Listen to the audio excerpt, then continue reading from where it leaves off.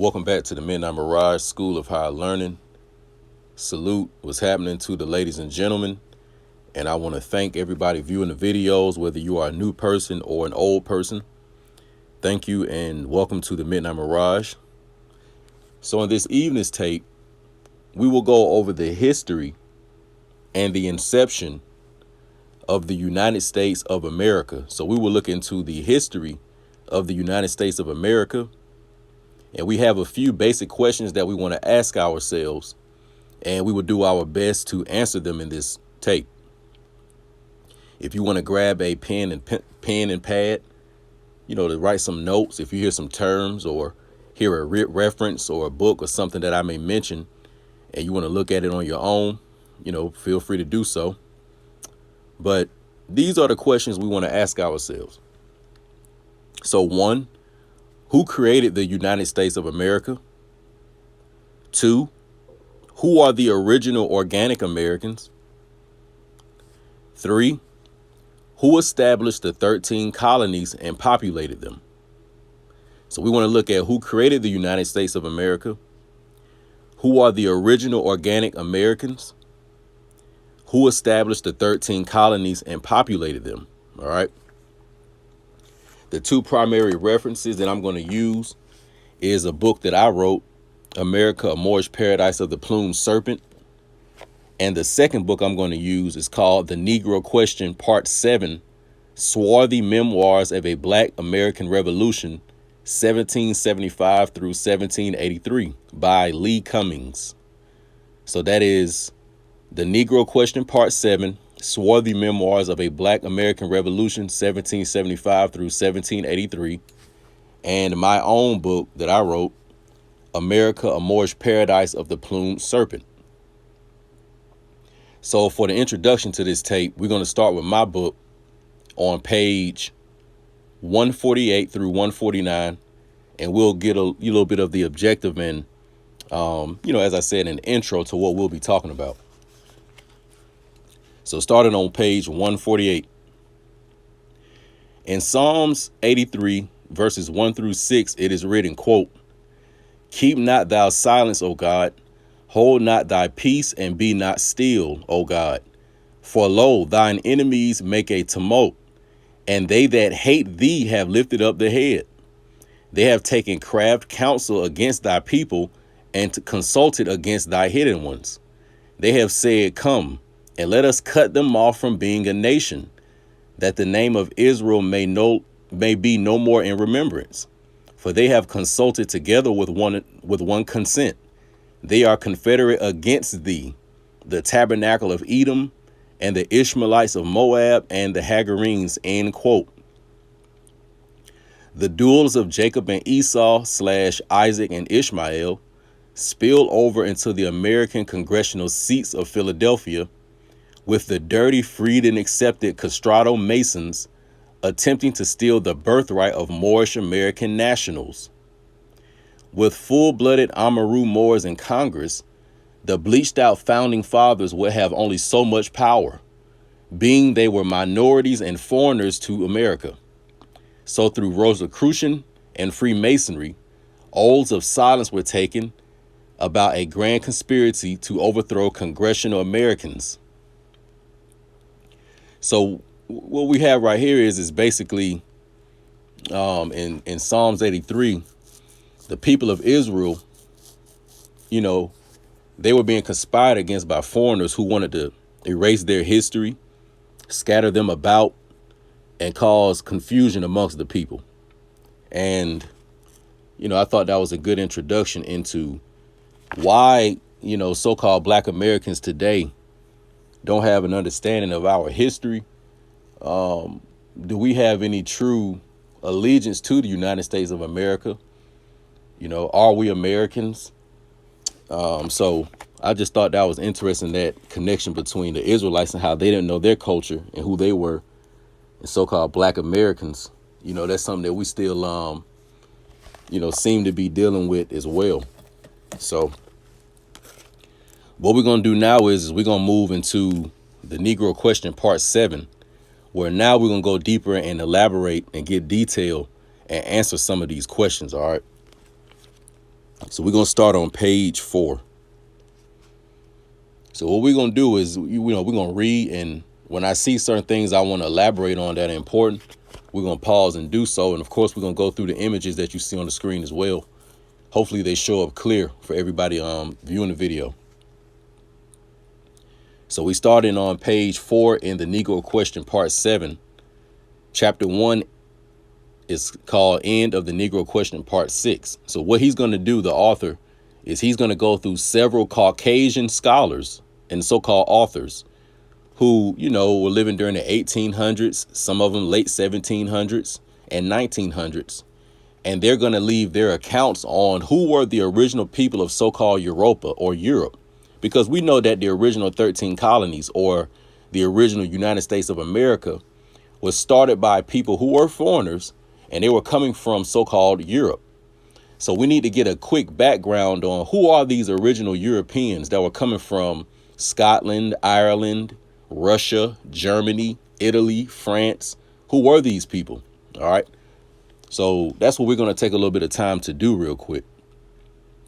So this first account is written by Professor Boyd Dawkins, and he wrote this in his literature, Our Earliest Ancestors, page 96 and 97.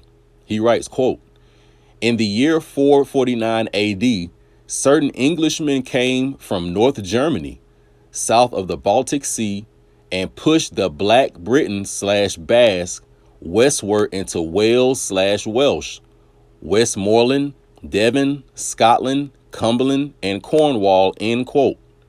The Romans placed a wall, 122 AD, in Britain to keep the marauding white barbarians out of the country.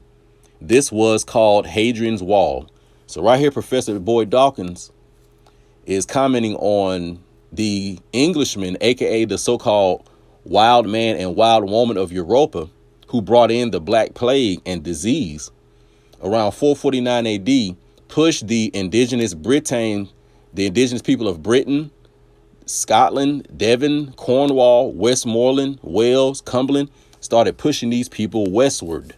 Let's continue. Winchell Alexander writes in his book, or his literature, Our Remote Ancestry, quote, "These short black men, or pygmies, came from Atlantis, North Africa, and they overran Europe," end quote.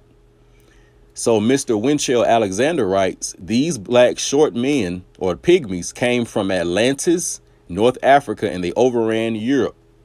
What I want you to pay attention to in this is that he's using the word Atlantis. When you hear that word Atlantis, most of the times, more than likely 90+% of the time, it's talking about the Americas. And when it was closer to what we know of as so-called Africa and Europe during the continental structure of Pangea. Let's continue. Professor Huxley writes in The Iberian Race, page 332, quote, "The black bass/Iberian bones have been found all over Europe," end quote. Dr. Albert Churchward writes in Origin and Evolution of the Human Race, page 12 and 13, quote, "It was in Africa that these pygmies evolved, and from there they spread all over the world, north, east, south, and west, until not only Africa, but Europe, Asia, North America, South America, and Oceania were populated by them," end quote. So, obviously Mr. Dr. Albert Churchward, maybe he still was subscribing to the out of Africa theory. But nevertheless, you see that you have these indigenous people of color coming from Atlantis, coming from some places of so-called North Africa, and going into what we call Europa. Benjamin Franklin writes in essay, America as a Land of Opportunity, in 1751, quote, "France, Italy, Russia, Germany, Sweden, Spain, Asia, Africa, and America is swarthy/black," end quote. So the man on the $100 bill, Mr. Benjamin Franklin, writes that France, Italy, Russia, Germany, Sweden, Spain, Asia, Africa, and America in 1751 were all swarthy/black continents. All right. So let's continue. Now we're going to go to page 6. Mr. James Mr. James Anderson writes in Riddles of Prehistoric Times, pages 57 and 58, quote, "The Iberians in ancient times inhabited the western and southern parts of Europe. The Black Basque in Spain and France, the dark Welshmen, the Scots, and the Black Celts to the west of the Shannon River in Ireland, as well as the same kind of men in Britain and Aquitaine in France," end quote. So right here, Mr. James Anderson is calling the indigenous people of southern and western Europe the Iberians. Now that word Iberian, a little bit later on, you're going to see it's going to connect to an ancient Shemitic Canaanite word, which is Hebrew, okay? So just real quick, though, he says that the indigenous people of Spain and France, the dark Welshmen, the Scots, and the Black Celts. Now, didn't recently we just have so-called St. Patrick's Day? And they talk about kicking the so-called snakes out of Ireland. All right. So these snakes, these Celts, these Iberians that they were kicking out of Europa for different cultural, religious, and ethnic reasons, war reasons. These people were people of color. Today they would be called so-called black. All right. Also, I want you to think about this real quick. So when they talk about Eleanor of Aquitaine in France, when she married, I think that was Henry II of England, and this was maybe I think around the 1100s. You know, if I'm correct, but nevertheless, both of these people were Iberians. So I want you to just fix in your mind right now that the indigenous people of Europa were known as the Iberians, or sometimes the Celts. All right. And they were throughout, what we know of as the British Isles, Spain, France, etc. All right. So once again, we just get in this background so we can understand who were these people in the 13 colonies. All right. So now we're on page 8. Now he writes, "The blacks in America have suddenly developed an interest in being reunited with their family on the continent of Africa. These interests have fueled a fury of research in the field of genetics and thus far have yielded some extremely surprising results. I have looked at some of the research that was done by African Ancestry, Washington, D.C., and it was astounding. The results showed that 30% of all African Americans' DNA was traced back to Europe. I began to pay closer attention when I saw the results that the test produced. Some of the European nations that the African Americans' DNA traced back to were identical to the research presented in the Negro Question, parts 4 and 6. The same nations that Benjamin Franklin said were black in 1751 are the same nations that black DNA is tracing back to. What are the odds that the genetic research done in this generation would verify the words spoken by Benjamin Franklin 266 years earlier? European nations African Americans' DNA traced back to: England, Ireland, Wales/Britain, Scotland, Russia, Germany, and Italy." So right here, what the author is saying is, according to some research he looked into, basically 30% of so-called African Americans' genetics trace back to what we call so-called Europe. Now, me personally, when I looked into the information, they give you that out of Africa theory, but I never really subscribed to that so much. So even though they're talking about, the so-called African American today is a mixture of various melanated nations, predominantly it's going to be the indigenous American, and you're going to have a small minority percentage of genetics coming from the Blackamoors or these Iberians of Europa. So notice he said that about 30% he's tracing back to Europe, but I guarantee that majority 70%, that would make it 100, traces right back here to the indigenous Americas. All right. So it's very, very key to, follow what we're doing. So let's continue. So now we're going to page 10. All right, page 11, rather, excuse me. So what you have on the screen right here are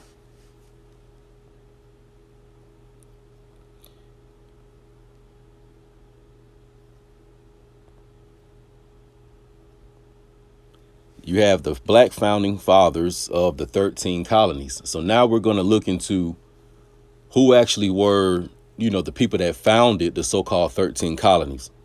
So let's read real quick. So in 1607, Virginia is founded by the Black Scots under King James I.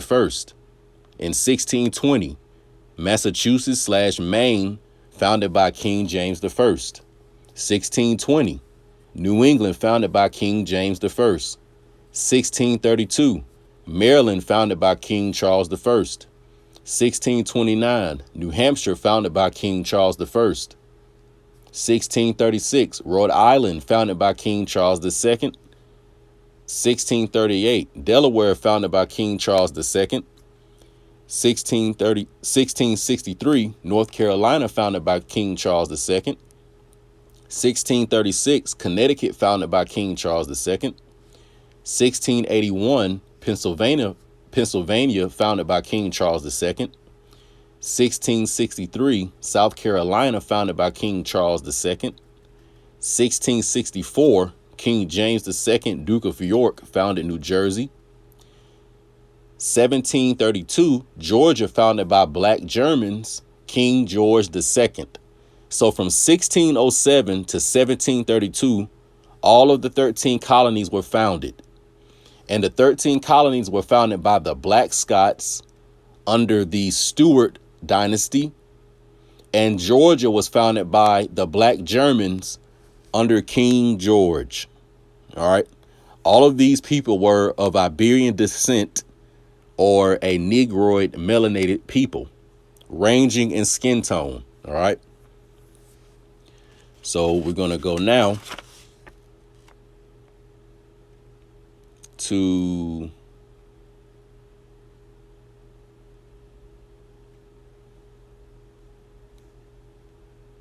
page 13. The only colony that was not founded by a black Scottish Highlander king was the colony of Georgia. I have to mention this in my conclusion to close any gaps that the government sponsor knights or sponsor. Excuse me, let me reread that. I have to mention this in my conclusion to close any gaps that the government sponsored scholar might use against the truth. The Hanover kings were of German descent, and according to Ben Franklin's essay, the German Hanovers were a black people.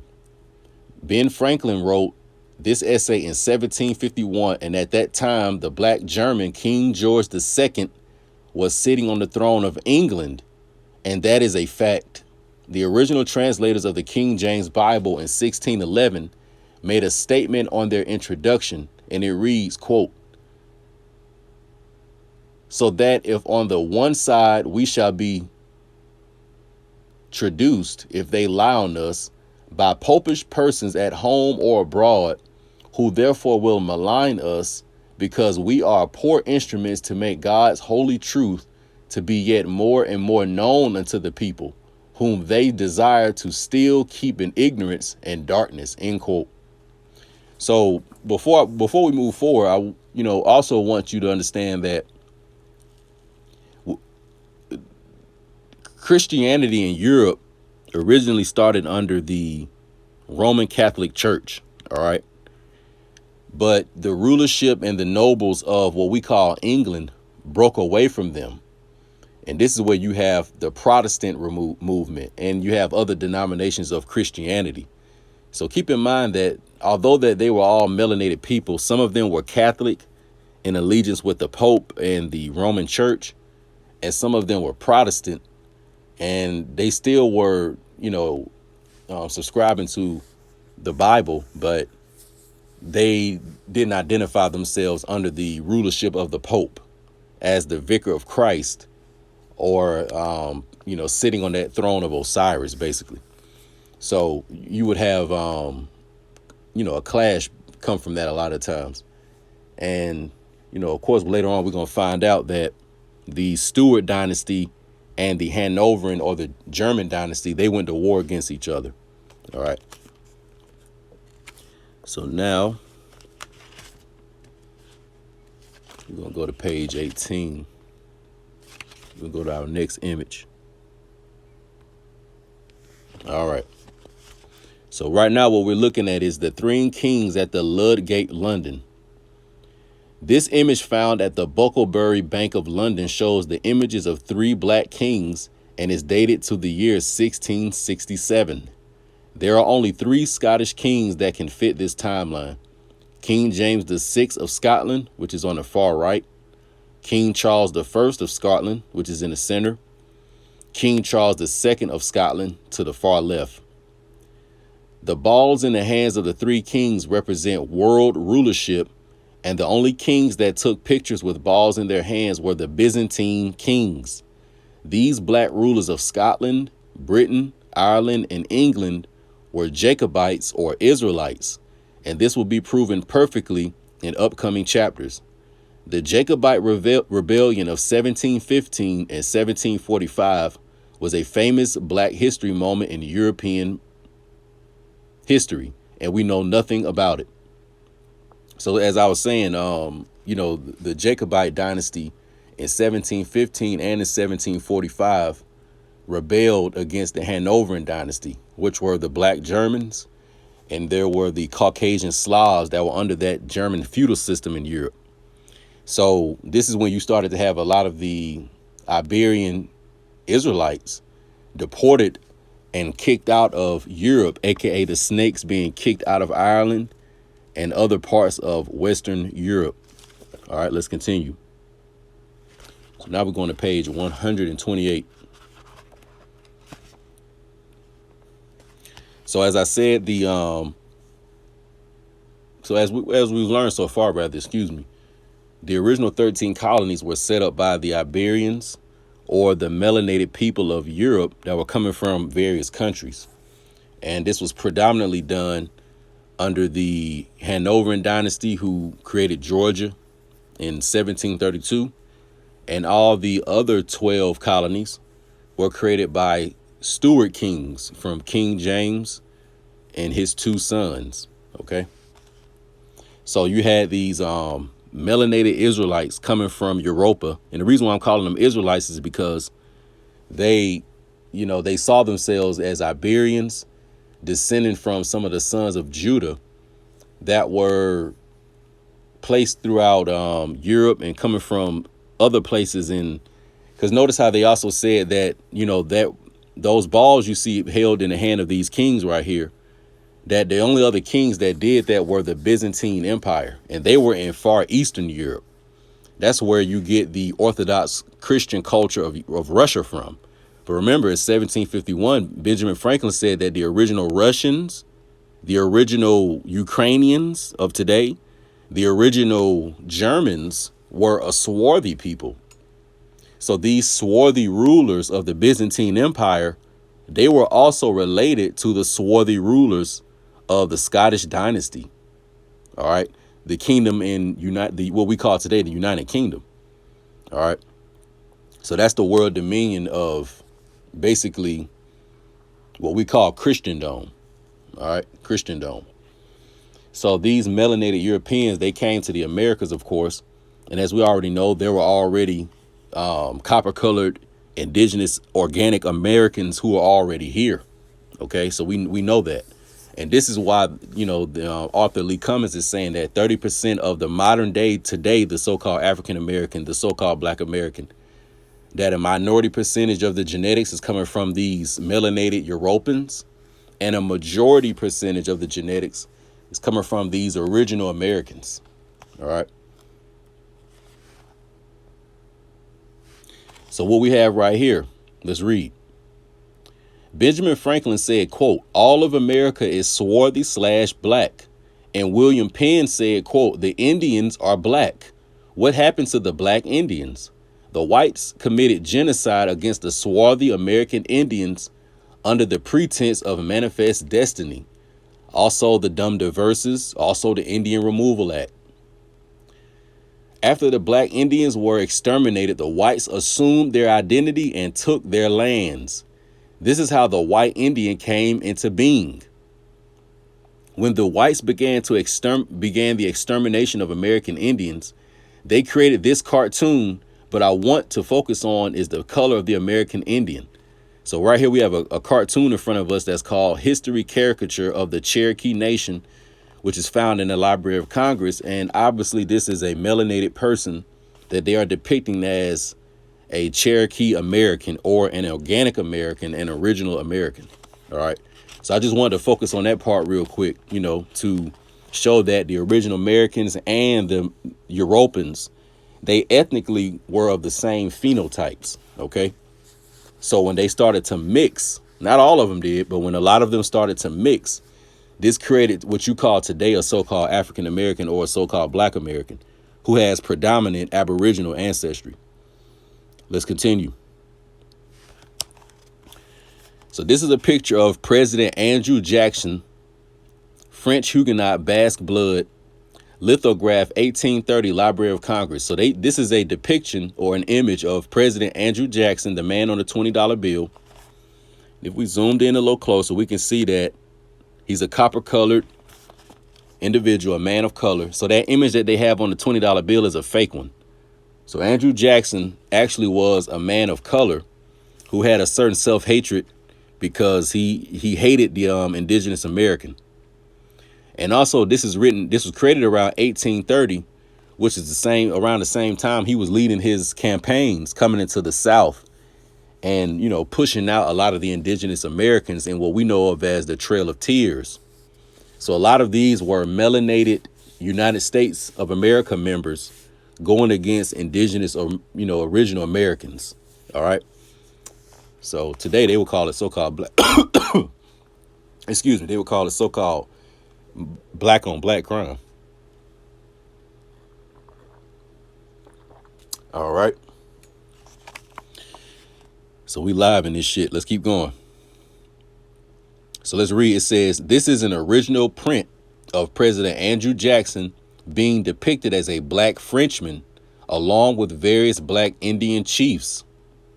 All right. So I just wanted to show this picture because, you know, we, you know, probably don't often get to see images of the original President Andrew Jackson, who was a French Huguenot, Moorish blood. OK. So let's continue.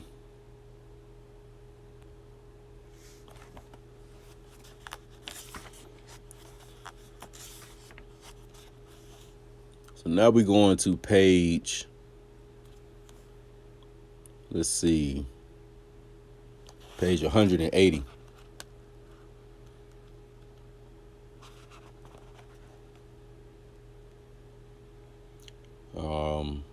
We are okay. Never mind. We just went over that. Basically, you all already understand that the original Americans, they were so-called black too. So there's no point in going over that. But let's go into this man on the screen right here that you see. So this is an image of President Henry Lawrence, who's a French Huguenot ancestry, found in a Boston magazine in 1784.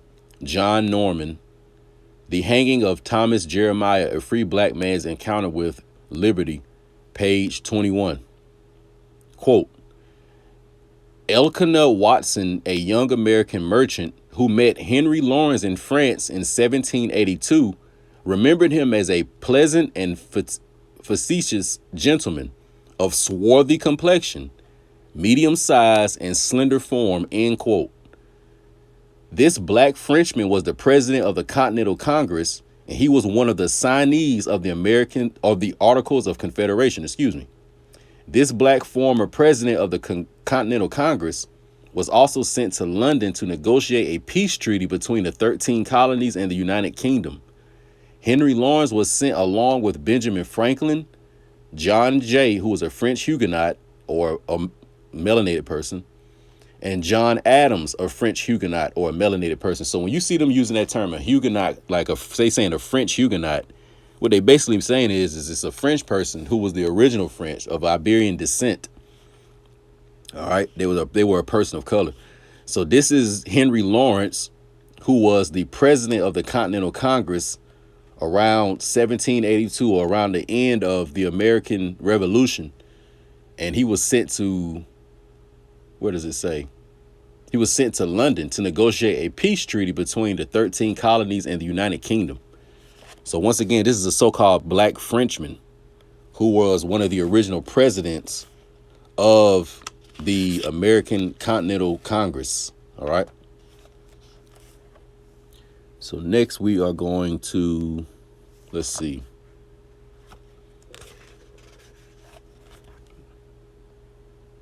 Yep, we're going right here. All right. So what we're going to do now is read about the signees of the Declaration of Independence and who are these people. All right. Once again, we're answering the questions. Who are the original United States of the America? Who are the original organic Americans? Who established the 13 colonies and populated them? All right. That's what we're answering. So it says on page 186, 10 years after the Declaration of Independence was adopted, John Trumbull traveled the country in a carriage seeking out all the men who signed the document. He wanted to paint their likeness as part of a monumental work depicting the nation's founding moment. This means the man was an eyewitness to the skin color of the delegates. He saw them face to face. He carried a small painting protected by a special case to which he would add every portrait as he found each member of the Revolutionary Congress. So that's an image that you see, right here on the screen. And we'll zoom in a minute. So this is the second Continental Congress art by John Trumbull in 1776. So all the men who signed the Declaration of Independence, he drew them. So let's read some of the people who did it.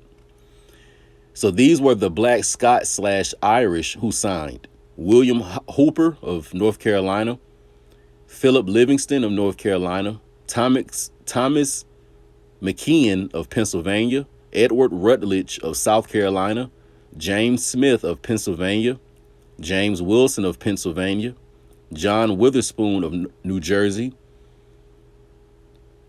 The black Welsh signees: Thomas Jefferson, Virginia, Francis Lewis, New York, William Williams, Connecticut, George Reed, number 43, of Irish British descent.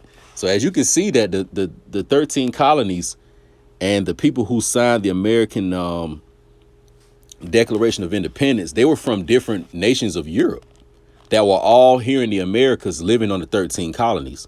So you had the melanated Scots, the melanated British, the melanated Irish, the melanated Welsh. But these people were all of that Iberian descent coming from Europa, meaning that they were so-called black people or so-called Negroid people. All right. So this is who signed the American Declaration of Independence. All right. So it says here, this is what the author wrote: I have numbered the black delegates that are of Welsh, Scottish, Irish, and Swedish descent. And it's about 45 of them, looks like. It says, if one were to travel into the past to look at the participants in the Second Continental Congress, one would find among the signees 29 English, 12 black Scots, 3 black Irish, 2 black French, 2 black Welsh, and 1 black Dutchman. Thomas Jefferson is delegate number 33, and guess what? Thomas Jefferson was a descendant of Welsh, Britain, and a ruddy red man. So it says that, that the Declaration of Independence, majority of the representatives were the melanated men of Europa. All right. And it appears that the Caucasian men that fought with them, they had a minority representation. That's why one of their lead guys is who we know of as Benjamin Franklin. He was very, very critical to the Caucasian man being represented because, contrary to popular belief, George Washington was a melanated man. Thomas Jefferson was a melanated man. And Alexander Hamilton, the man on the $10 bill, was a melanated man. Let me say that one more time. George Washington, the man on the $1 bill, he was of Iberian descent. Thomas Jefferson was of Iberian descent. Alexander Hamilton, the man on the $10 bill, was a melanated man or of Iberian descent. So these men were coming from Europa. All right. They had ancestry coming from Europa. So as he writes right here that Thomas Jefferson was a descendant of Welsh Britain and was a ruddy or a red man. Who else was described as ruddy in the Bible? Adam, Esau, and David. All right. So that term ruddy or red is like the Redskins. Remember the football team, the Washington Redskins, and they just changed it because they don't want to connect the Redskin image to the man that they had as the mascot, who was an indigenous American. So the Washington Redskins or the Ruddy Skins, David was a ruddy young man. Adam was ruddy or the color of the earth. Thomas Jefferson, he was ruddy. He was red. Let's read. So here's some information on Thomas Jefferson, found in Johnson's Universal Cyclopedia, Volume 3, page 757. Quote, Mr. Jefferson was tall, well-formed, straight, and uncommonly strong. He had sandy hair, a ruddy complexion, and a tranquil, benevolent expression. In Hebrew, ruddy means red. Jefferson was either light-skinned or a red-boned. We see people that fit this description every day on the block or in the neighborhood of the black community. So let me reread that, and then we're going to close. So Thomas Jefferson, this is found in Johnson's Universal Cyclopedia, Volume 3, page 757. Quote, Mr. Jefferson, meaning Thomas Jefferson of Virginia, was tall, well-formed, straight, and uncommonly strong. He had sandy hair, a ruddy complexion, and a tranquil, benevolent expression. So he could have even been the color maybe of Malcolm X, you know. So ruddy could mean a light-skinned person, like the color of, let's say, Malcolm X or Stephen Curry or T.I. Or ruddy could be somebody that's of like a mahogany complexion, that's more darker tone, like a Shannon Sharp or Chad Johnson, let's say. They used to play for the Bengals. So ruddy could be both of those, but either way it goes, it's still talking about a so-called black man.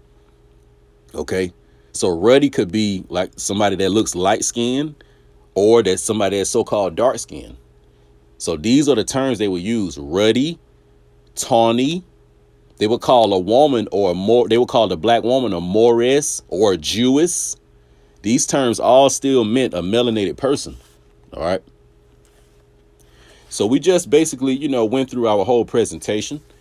And we looked into the history of the United States and looked at who created the United States of America. It was the, melanated men coming from Europa.